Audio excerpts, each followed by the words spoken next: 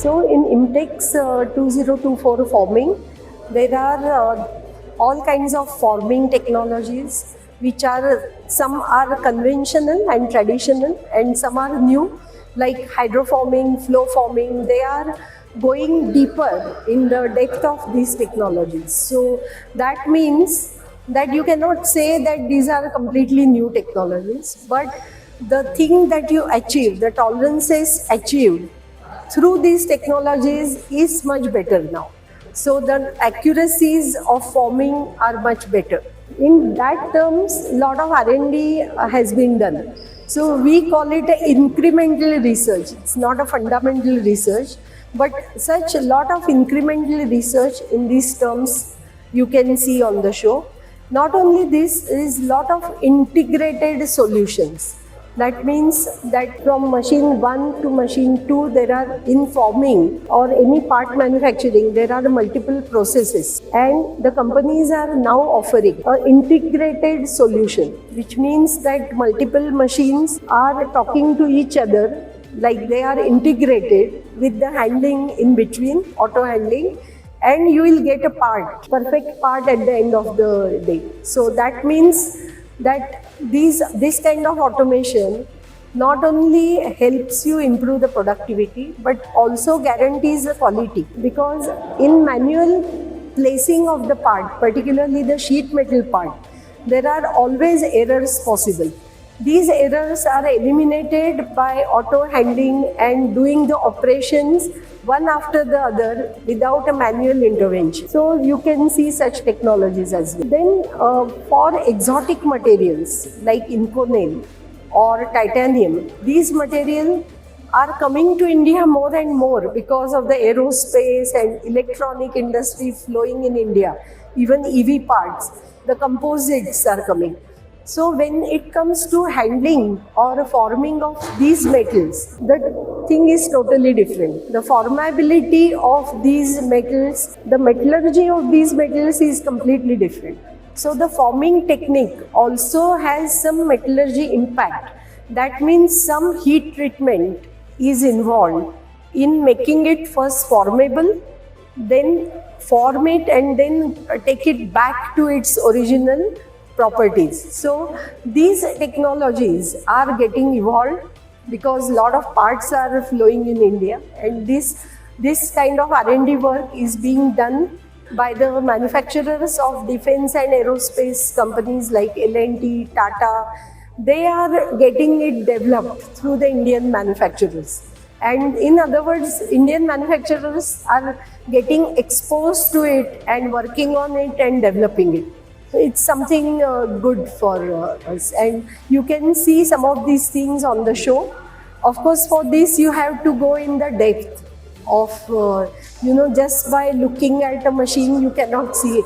Machine may be the same, but the process is different, the tools are different, the methodology is different. Certainly it is catching, the Make in India initiative, and there are clear guidelines by the government. And just yesterday I was told that some machinery import was denied. So that means that this technology has to be developed in India, and government is very clean and clear about it. They are giving clear guidelines towards it, and in a way kind of making the industry develop. So the development is bit forced as well, that you should develop this, and there are a good amount of government schemes. If you meet DHI people, they are very proactive in terms of creating schemes which will help in developing, particularly in forming technology. When I told you with different materials, the development cost is enormous. You can never get the right forming results same in the first go. So you have to waste a lot of money before you come to the right component or the part. So this really requires good funding, and government is helping in some ways in this. Certainly now, in India, this is the right time. So our young generation, they can make the things now or never, I would say. There are big opportunities in terms of parts getting sourced. So when when a global manufacturer was earlier choosing only China as a low-cost manufacturing base, they are looking positively at other than China. And so a lot of parts are flowing to India. Also, actually EV, because the EV volumes are low, the EV parts are getting made not by the OEMs but outsourced. And these parts are also flowing to India. So all our customers like auto part makers, they are getting newer and newer parts, giving us new challenges of manufacturing those parts. But lot of these things are happening. So for sure, lot of businesses are coming to India in terms of manufacturing the parts, in terms of manufacturing technology, and also in terms of manufacturing their own base here, own subsidiaries. Lots and lots is happening in this. Even machine tool, we have some Japanese players who are setting manufacturing base here. Earlier they had only the sales and service.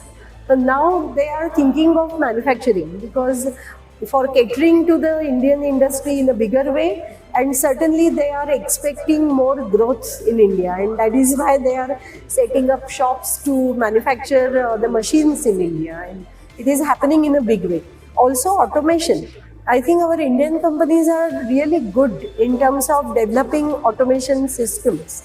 So people are realizing this capability, and also they want to leverage this. So it is, I'm happy to say that it's no more low-cost sourcing base. I spoke to you earlier, I hate to be a low-cost supplier of anybody. So the value addition is coming to India, and I'm really happy about it. So people are they think that India can do better engineering work. They won't come here just to source the low-cost parts, but they are coming to source the value-added parts, and also for the engineering, services or engineering content of anything.